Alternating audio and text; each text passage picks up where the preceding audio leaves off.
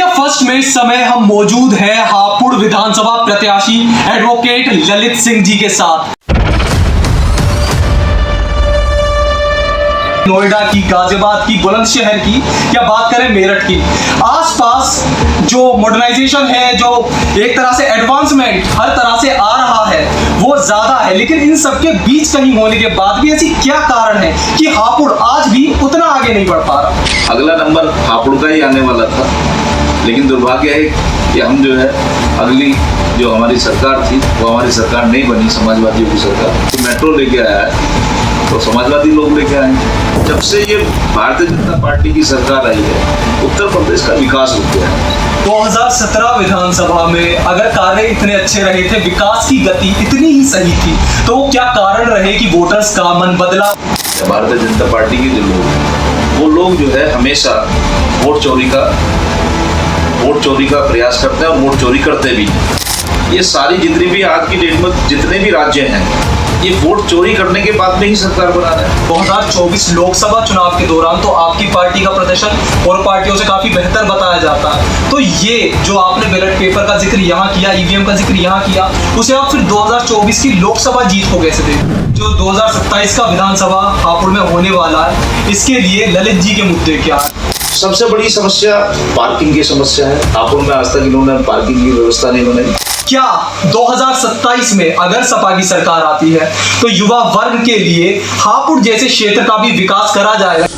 News India first में इस समय हम मौजूद हैं हापुड़ विधानसभा प्रत्याशी एडवोकेट ललित सिंह जी के साथ। आज यहाँ पे हम उनसे समझने वाले हैं कि वो हापुड़ विधानसभा सीट जिसको हमेशा जनता तो चुनकर अपना नेता आगे कर देती है, लेकिन जब विकास की बात आती है तो इसका नाम कहीं पीछे चला जाता है। आज हम समझने वाले हैं कि सपा से अगर ललित सिंह जी को मौका मिलता है और जनता उन्हें चुनकर विधानसभा पहुंचाती है तो क्या उनके मुद्दे रहने वाले हैं और क्षेत्र में विकास को किस तरह वो देखने वाले हैं। स्वागत है सर आपका न्यूज इंडिया फर्स्ट पर।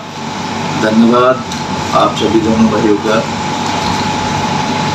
ललित सर, आपसे हम एक चीज समझना चाहते हैं कि हापुड़ विधानसभा सीट एक ऐसी सीट है जहां पे जनता अपने पूरे प्रेम के साथ अपने नेता को चुनती है, लेकिन अक्सर ये देखा जाता है कि हापुड़ की सीट, हापुड़ के आसपास के क्षेत्रों की अगर हम बात करें, जैसे बात करें नोएडा की, गाजियाबाद की, बुलंदशहर की या बात करें मेरठ की, आसपास जो मॉडर्नाइजेशन है, जो एक तरह से एडवांसमेंट हर तरह से आ रहा है वो ज्यादा है, लेकिन इन सब के बीच कहीं होने के बाद भी ऐसी क्या कारण है कि हापुड़ आज भी उतना आगे नहीं बढ़ पा रहा? देखिए, जब 2012 में माननीय श्री अखिलेश यादव जी की सरकार थी,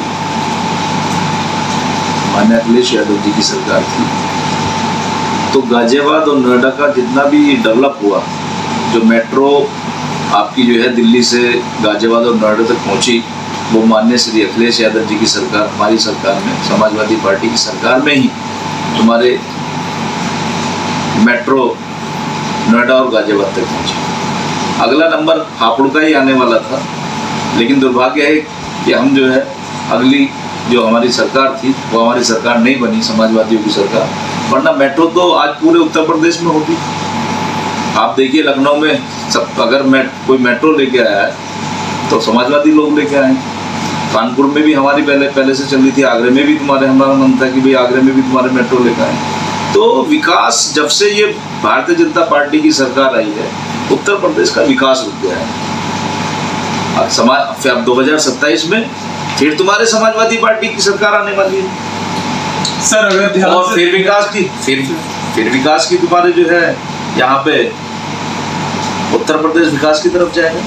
सर, 2017 विधानसभा में अगर कार्य इतने अच्छे रहे थे, विकास की गति इतनी ही सही थी, तो क्या कारण रहे कि वोटर्स का मन बदला? उन्होंने जो पार्टी है उसे मौका नहीं दिया और उसके बाद 2022 विधानसभा में भी पार्टी को, आपकी को दोबारा मौका नहीं मिला, तो वोटर्स के माइंडसेट को किस तरह आप देख रहे हैं? देखिए, हम 2022 में भी चुनाव जीत गए, लेकिन होता क्या है कि आपको मालूम है कि ये जो हमारी भारतीय जनता पार्टी की सरकारें हैं या भारतीय जनता पार्टी के जो लोग हैं वो लोग जो है हमेशा वोट चोरी का प्रयास करते हैं और वोट चोरी करते भी हैं। ये सारी जितनी भी आज की डेट में जितने भी राज्य हैं ये वोट चोरी करने के बाद में ही सरकार बना रहे हैं। एविडेंस है हमारे पास 2022 का। हमारे पास एविडेंस है। जिन लोगों की तुम्हारे जो है लोग जिंदा है उनकी वोट कर इन लोगों ने वोट कटवा दी थी। हमने तुम्हारे भारत निर्वाचन आयोग को जो है 12,000 शपथ पत्र दिए थे। 12,000 जिन लोगों की जो लोग जिंदा थे और इसके बावजूद भी उनकी वोट काट दी गई। तो ये सब लोग जो है आज मिले हुए हैं। सिस्टम और प्रशासन, सरकार और तुम्हारे जो है सिस्टम मिला हुआ है। आपने देखा SIR के नाम पे बिहार में क्या हुआ, उत्तर प्रदेश में क्या हुआ, आज बंगाल में चुनाव हुआ है। SIR हुई, SIR होने के बाद में वहाँ तुम्हारे जो है लोग जो है जनता वोट देनी नहीं चाहती इन्हें, लेकिन इनकी सरकारें बन जाती हैं। तो जब तक EVM पे चुनाव होता रहेगा तो ये लोग जो है इसी तरीके से धांधली करते रहेंगे। मैं तो अपील करता हूँ कि जो हमारे महामहिम राष्ट्रपति महोदय हैं या सुप्रीम कोर्ट इसमें संज्ञान लें कि हिंदुस्तान में अगला चुनाव हो तो बैलेट पेपर पर चुनाव हो, EVM से चुनाव ना हो। आपने देखा अभी पंजाब में चुनाव हुआ था बैलेट पे, कहीं पे तुम्हारे बीजेपी की एक सीट भी आई हो तो बताइए। आम आदमी पार्टी वहां बहुत अच्छे मार्जिन से जीत के गई है। तो यही स्थिति है कि अगर हिंदुस्तान में बैलेट से पेपर से चुनाव होगा तो यहाँ की सरकारें जब चेंज होंगी। लेकिन फिर भी हम लोकतंत्र पर विश्वास करते हैं। हमारा प्रयास है कि हम जो है जो आज उत्तर प्रदेश में इन्होंने SIR कराई है, हमारे सभी लोग जो SIR हमने पहरी बनाए हैं वो सब लोग जो है बूथों पर काम कर रहे हैं, पूरी विधानसभाओं में काम कर रहे हैं, पूरे प्रदेश में काम कर रहे हैं। सर 2022 विधानसभा को अगर आप इस तरह देखते हैं तो 2024 लोकसभा चुनाव के दौरान तो आपकी पार्टी का प्रदर्शन और पार्टियों से काफी बेहतर बताया जाता है। तो ये जो आपने बैलेट पेपर का जिक्र यहाँ किया, EVM का जिक्र यहाँ किया, उसे आप फिर 2024 की लोकसभा जीत को कैसे देख रहे हैं? देखिए, अगर हम जो है प्रदेश में सरकार भी बना जाएंगे फिर भी हम EVM के खिलाफ ही रहेंगे। जो वादा आप यहाँ कर रहे हैं, जो आप यहाँ तथ्य पेश कर रहे हैं, तो क्या अगर ऐसा कहा जाए कि 2027 में अगर सपा की सरकार आती है तो वो फिर भी EVM का विरोध ऐसे ही करेगी जैसे अब कर रही है, तो इसमें कुछ गलत तो नहीं है? नहीं, बिल्कुल गलत नहीं है। हिंदुस्तान में ही ऐसी क्या मजबूरी है कि भाई EVM से ही चुनाव कराना है, जब हिंदुस्तान की जनता इसका विरोध कर रही है कि नहीं अब जो है EVM से चुनाव नहीं होना चाहिए, बैलेट पेपर से चुनाव होना चाहिए। तो बैलेट पेपर से चुनाव कराने में कहाँ दिक्कत है? भाई आप निष्पक्ष हैं तो आप बैलेट पेपर से चुनाव कराइए। सर 2027 का विधानसभा हापुड़ में होने वाला है, इसके लिए ललित जी के मुद्दे क्या है? वो क्या, जैसे आप एक वोटर भी हैं सर, आप भी हापुड़ में ही रहते हैं, और अगर हम गलत नहीं है तो आप भी वो सारी जो समस्याओं का सामना और लोग करते होंगे वो आप तक भी आती ही होंगी। तो आप एक वोटर की तरह भी हमें बताइए और एक नेता की तरह भी कि इस समय हापुड़ के विकास के लिए सबसे जरूरी चीजें क्या है? देखिए, मैं सबसे पहले वोटर हूँ, नेता बाद में हूँ।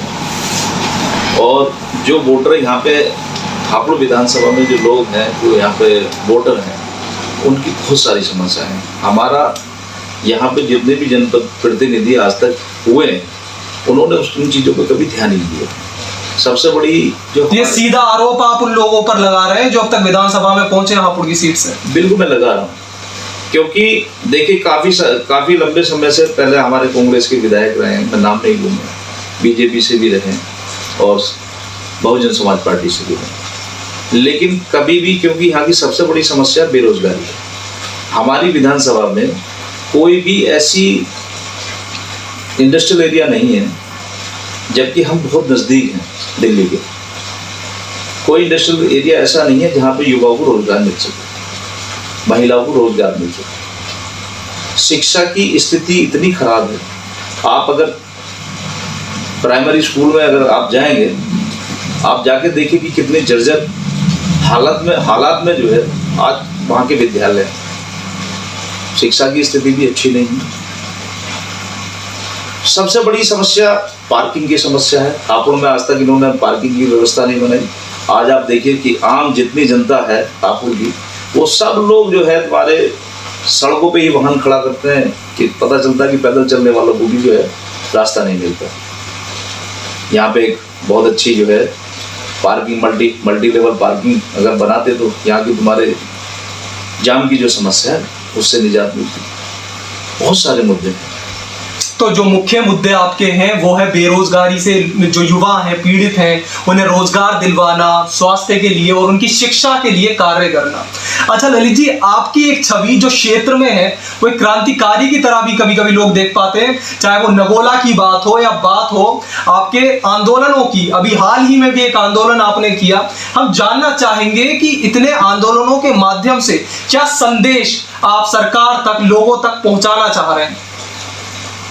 देखिए, समाजवादी जो लोग हैं वो हमेशा जो है ना, समाजवादी लोग का मतलब होता है, समाजवादी पार्टी का मतलब ही आंदोलन है।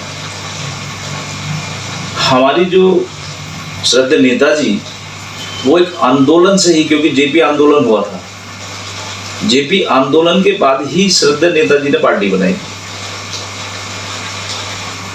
इसके बाद कई बार वो मुख्यमंत्री रहे, कई बार सांसद रहे, देश के तुम्हारे राष्ट्रपति, रक्षा मंत्री रहे।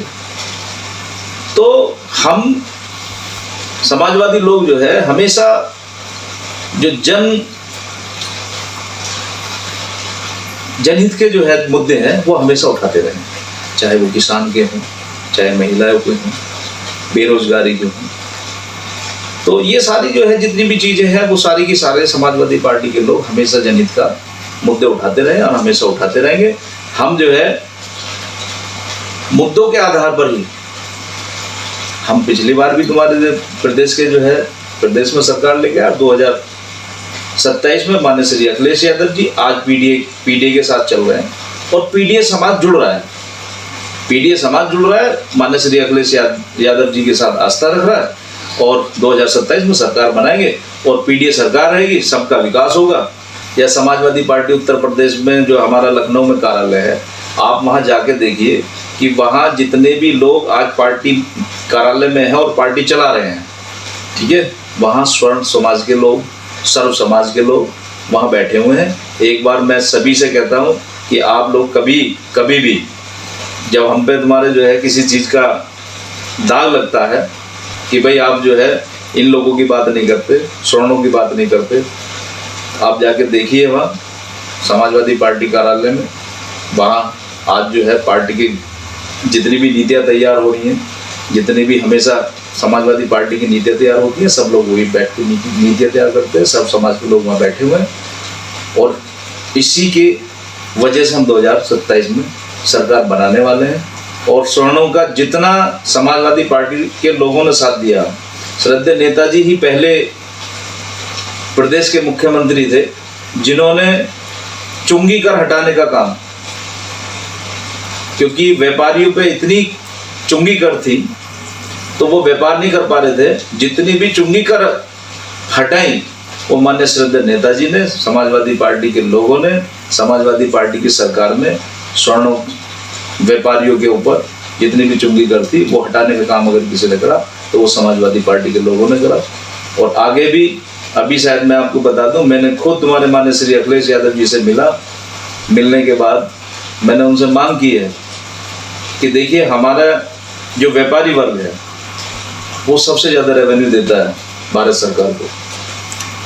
व्यापारी कोई भी हो, व्यापारी जरूरी नहीं है कि वो तुम्हारे जो है बिरादरी कोई सी भी हो सकती है, व्यापारी तो व्यापारी है। लेकिन आज स्थिति ये है कि उनके लिए कोई भी ऐसा आयोग नहीं है जहां उनकी सुनवाई हो सके। अगर कोई घटना घट जाती है तो उनकी कहीं पर कोई सुनवाई नहीं होती। तो मैंने माननीय श्री अखिलेश यादव जी से कि 2027 में अगर हमारी सरकार बनती है तो व्यापारियों के लिए मैंने खुद मांग उठाई है कि जब सरकार आएगी तो हमारा जो मैनिफेस्टो है, चुनाव मैनिफेस्टो है, उसमें हम इस चीज़ को रखने की बात की है कि व्यापारियों के आयोग के गठन की मांग जो मैंने माननीय श्री अखिलेश यादव जी के समक्ष रखी थी, उन्होंने अपनी सहमति दी। और अगर हम 2027 में सरकार बनेगी तो व्यापारी के आयोग के गठन करने की जो बात हुई है उसको भी तुम्हारे पूरा करा। ललित जी, जो युवा वर्ग है उसे आज के समय में अगर खेल की बात हो या किसी तरह की पढ़ाई की भी अगर हम बात करें, उच्च शिक्षा की भी हम बात करें, तो उसे हापुड़ से दूर जाना पड़ता है। जैसा हमने पहले भी आपसे ये जिक्र अभी किया था, क्या 2027 में अगर सपा की सरकार आती है तो युवा वर्ग के लिए हापुड़ जैसे क्षेत्र का भी विकास करा जाएगा? जैसे सर पूर्वांचल और पश्चिमी उत्तर प्रदेश, इनमें लोग फर्क करते हैं कि पूर्वांचल जो है उसके कंपैरिजन में पश्चिमी उत्तर प्रदेश बहुत बेहतर है, यहाँ अपॉर्चुनिटीज ज्यादा है। तो जो युवा वर्ग है उसके लिए हापुड़ और गाजियाबाद, नोएडा पास होते हुए भी एक दूरी सी महसूस होती है। तो क्या इसको बेहतर करने की जिम्मेदारी समाजवादी पार्टी ले पाएगी? देखिए, मैं सबसे पहले आपको एक चीज बता दूं, हमारा जो हापुड़ जिला है वो NH9 जो नेशनल हाईवे है, NH9 का एक कहते हैं कि एक हिस्सा है। उस NH9 के साथ साथ ही तुम्हारे जिला बसा हुआ है। 2027 में समाजवादी पार्टी की सरकार बनती है तो इस जिले का जो डेवलपमेंट है, सबसे पहले जो मेट्रो की बात है, सबसे पहले मेट्रो यहाँ पे तुम्हारे जिले तक पहुँचेगी। हमारी मांग है माननीय श्री अखिलेश यादव जी से, हमने कहा कि तुम्हारे जो है अब सरकार आते के साथ सबसे पहले हम मेट्रो का विस्तार करेंगे और गढ़ तक जो है, ब्रज घाट तक मेट्रो का हमारी प्राथमिकता होगी। आपने देखा होगा जब सरकार थी 2012 में, तो लखनऊ में स्टेडियम के नाम से माननीय श्री अखिलेश यादव जी ने बनवाया। आज वहाँ अंतर्राष्ट्रीय मैच होते हैं। तो उसी की तर्ज पे हमारी सरकार है, क्योंकि सरकार आने के बाद में हम भी तुम्हारे प्रस्ताव रखेंगे कि हमारे क्षेत्र में, पश्चिमी उत्तर प्रदेश में एक ऐसा एक स्टेडियम भी बनाया जाए। उसकी मांग हम माननीय राष्ट्रीय अध्यक्ष जी से रखेंगे, श्री अखिलेश यादव जी से। तो यहाँ पे जैसा आप देख सकते हैं, आज हमने आपको मिलवाया हापुड़ विधानसभा प्रत्याशी ललित जी से। उन्होंने बताया हापुड़ को लेकर क्या विजन है उनका, क्या मुद्दे हैं उनके और क्या बदलाव वो क्षेत्र के युवाओं के लिए, हापुड़ के बेहतर के लिए करेंगे यदि उनकी सरकार आती है, यदि वो सरकार में आते हैं तो। कैमरा के उस तरफ है हमारे साथी शिवा आजाद, मैं ठाकुर शिवम सिंह आपके साथ। शुक्रिया।